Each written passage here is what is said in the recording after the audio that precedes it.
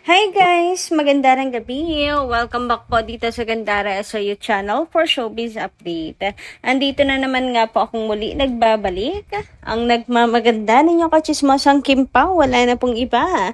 Ang lokareta si Gandara SRU upang maghatid sa inyo ng latest update and fresh happenings patungkol kina Kim Chiu and Paolo Avellino. And para sa gabi ito, na kung tatalakayin natin pag-uusapan, ay may kinalaman syempre dito sa Kim Pao na kung saan abay meron po tayo nabasa na bakit hindi na nga lang kaya magsosyo ang Kim Pao. Nasa hula naman na compatible ang Kim Pao kung magbi-business silang dalawa. At syempre, meron po tayo nabasa tungkol naman sa kahiligan ng Kim Pao mag-beach.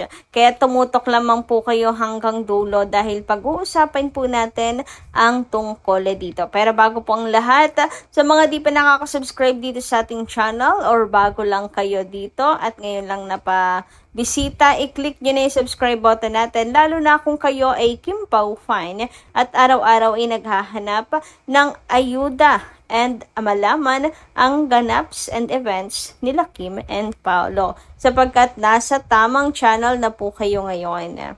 Basta mga balita na may kinalaman kina Kim and Paolo, sagot na po natin yan. And ngayong gabi, ang atin pong pag-uunahing pag-usapan ay ang mga reaksyon at komento ng ilang mga kakimpaw natin hinggil sa mga nagdaang balita. And ang first comment natin ngayon ay mula po kay Ma'am Edith Nadonsa. Magandang gabi sa inyo. Ay, hindi na sa kanyang komento, hello Ders, naku Gandara po, wag po kayong malilito. Yan, Gandara. Pero okay lang din naman. Sabi nga nila, magka-boses daw kami. Good day to you, Merry Christmas. Ayan na naman po tayo sa Xmas. Sa inyo, napatawa tuloy ako ng marami. Cheche Boreche. Bakit ba? Magkano bang ibabayad sa mga bashers para makakuha ng red info about Kim Pao? Buti alam nila ang galaw ng Kim Pao. Ayun na nga ultimo yung laman ata ng cellphone nila Kim and Paolo. Alam na nila kung sila po ay makapanira sa Kim Pao. Yon ang nakaka-bitter sa kanila. Palaging gumagawa ng issue na hindi ginawa ng Kim Pao, tulad na lang daw ng hindi daw kinokontak ni Pao si Kim, ganyan. Bakit? Kita ba nila yung call logs ni Paolo Avellino? Natatawa na nga lang ako minsan. So, yon ang nakaka-bitter sa kanila. Palaging gumawa ng mga issue na hindi ginagawa ng Kim Pao. Kung mag-live-in na ang Kim Pao, may maibigay ba silang maganda? Wala Mga panglalait lang ang idudulot nila dahil sa inggit sa naabot ng Kim Pao. We know inggit sila kasi si Kim ang hinahangaan ni Pao. Hindi nila bet si Kimi kasi may gusto sila na iba. May gusto sila na sa iba mapunta si Pao para bang kontrolin nila si Pao. Hindi naman lumalande si Kimi kay Pao Secondly, ayaw ni Pao ng babaeng malande at pangit ang ugali. Maraming babae na nagkarelasyon ni Pao, 'di ba? Ano nangyari? Kasi that time hindi pa sila nagkatagpo ng landas ni Kimi. Well, kasalanan ba ni Kimi yan? Si God commanded that the two were in together. At yun, nakita at napatunayan na may ugali si Kimi na hinahanap ni Pao. Sabi ni Pao na kung magkakakrush siya sa isang babae, kikilalanin muna bago siya manligaw at nagkatotoo, di ba? Kaya ngayon, gigil na gigil kami sa mga bashers. Walang respeto. Kapal ng mga mukha. What do they care? Kaya sana tanggapin na lang nila ang Kim Pao. Kung ano sila ngayon, magbago na sila kasi mag 2026 na. 'Di ba? More blessings to Kim Pao. Nakayaan nyo sila? Hindi rin naman po apektado as long as hindi naman po below the belt na yung sinasabi. Kasi more bashers, more blessings. Charot, hindi. Pero syempre mas dalangin natin na sana po ay magbago na ang mga tao dahil magto 2026 na. Nawa ay mangibabaw na po ang kabutihan sa mundong ito at hindi po ang katoksikan. Nakakatakot na kaya ang mundo kung ano-ano po ang mga balitang lumalabas. Tapos itong mga taong ito ay parang hindi natatakot sa karma. Para bang hindi sila natatakot sa mga nangyayari na ngayon sa mundo at hindi pa nakaka-realize na mas importante sa panahon ngayon ang maging masaya. Anyway, mula naman dito sa komento ni Edarlina Ramelb, magandang gabi sa inyo and shout out, huwag kayong mag-alala. Kasi may napanood ako na pinahula ni Romel na kasama ni Christopher Min si Mamu or Gloria Estefan Escuto na sila na raw ni Kim at Paolo. Kaya lang very private talaga ang relasyon nila. Ayaw nilang aminin sa public. Siguro dahil napaka-toxic ng SOCMED. Natuwa nga ako nang napanood ko yun. Ang hula ni Kim. Tinanong pa kung may magaganap na kasal ang Kim Pao pero wala pa raw. Ayun, at least may good news, 'di ba?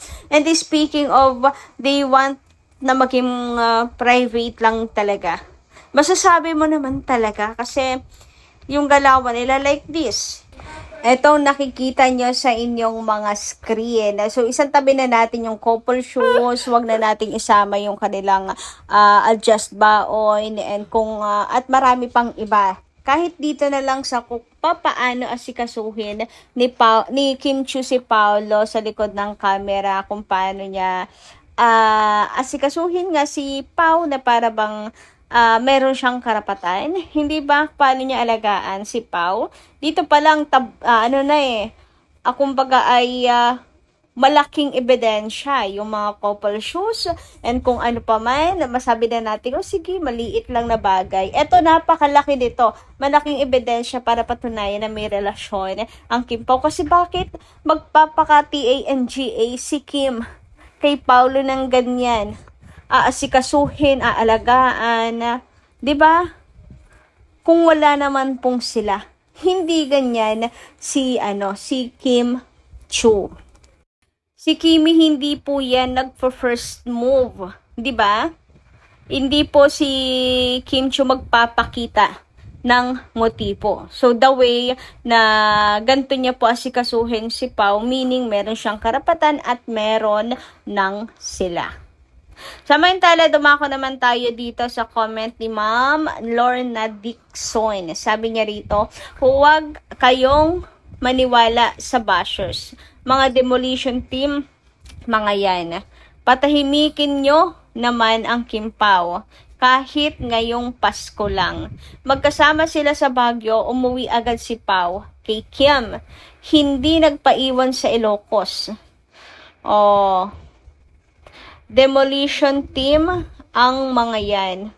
Ang gawa ng mga yan.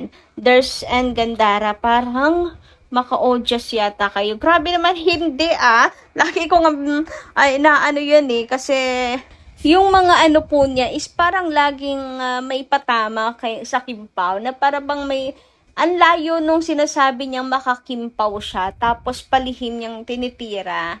Yung mga ganun ba? Anyway, dumako naman tayo dito sa nabasa nating nakakaloka. Meron kasing isang babae po na nag-trending, isang backup dancer na kasyo natabunan po ang ganda ni Julia Montes at Catherine Bernardo. Ngayon na ba hindi ko lubos maisip kung paanong napasok ang pangalan ni Paolo Avellino doon. Sabi dito, komento ng isang netizen, siguradong may starstruck umano si Paolo Avellino dahil sa sobrang ganda ng isang backup dancer na miyembro ng G-Force. Sigurado, ito yung mismong comment, sigurado may starstruck na naman si Paolo Avellino dito sa sobrang ganda. Paano naman po nadamay si Paolo Avellino dyan? May nag-viral lang na magandang babae, tapos idadawit na si Paolo. Anong tingin nyo kay Paolo Avellino, ha? yung image nung isa, gusto nyong ibaling kay Paolo Avellino para siya mabatikos. Tapos, good boy na yung isa dahil yun ang mas gusto nyo. Kesyo kinilig kayo in just 3 seconds. Kinalimutan nyo na ang lahat-lahat. Tapos si Paolo, pagmumukhain nyo masama dahil tingin nyo siya ang kontrabida sa pagbabalikan. Grabe kayo, ha? Anyway, bago tayo ma-stress, eto naman po mga kakimpaw, basahin natin. Meron tayong nabasa dito sa social media mula kay Kim Pao, couple forever. Mahilig si Kim and Paul sa beach. Bakit kaya? Kapag meron silang time, magpagawa na lang sila ng sarili nilang beach resort para pwede na din sila mag-stay doon kapag need nila lumayo sa magulong mundo ng showbiz and pollution sa Manila. Hashtag Kim Pao, hashtag The Alibi on Prime. Uy, magandang idea to, ha. Kung magbi-business ang Kim Pao, magbi-business. Kung mag-invest ang Kim Pao, maganda beach resort dahil, or beach, kahit pa sarili lang, para maging bakasyonan nila. 'Di ba? At least alam nila at sigurado sila na tahimik, payapa, and feeling home silang dalawa, feel at home silang dalawa. Hindi ba? At saka, kung sakali, 'di ba, na magkatuluyan, talaga maging endgame, maging ano pa ito, family, family talaga, family, tawag doon, venue, sa mga occasions, 'di ba? Anyway, ayun nga, mahilig sila sa beach, so why not? Parehas, lagi naman nilang escape po ang beach, and alala ko yung sa Aman Polo. Nakakapag-relax kasi yung utak nila parehas. Lalo na ngayon na may problema si Kim Chiu. Anyway, speaking of problem, iniisip ng mga Kim Pao fans, since business-minded din naman si Paolo, bakit hindi na lang silang magkasosyong dalawa? Sa hula naman, match na match silang dalawa, hindi ba? So, why not try nila? Baka totoo nga ang hula na compatible silang dalawa sa business. So, hindi pa sila magkaka-problema. Kayo guys, ano ang palagay nyo at masisay tungkol doon? Comment nyo nga lang dyan sa baba. Hanggang dito lang po muna ang aking update. Maraming salamat po sa inyong pakikinig. Kita-kits muli sa susunod natin, chika. Maraming salamat.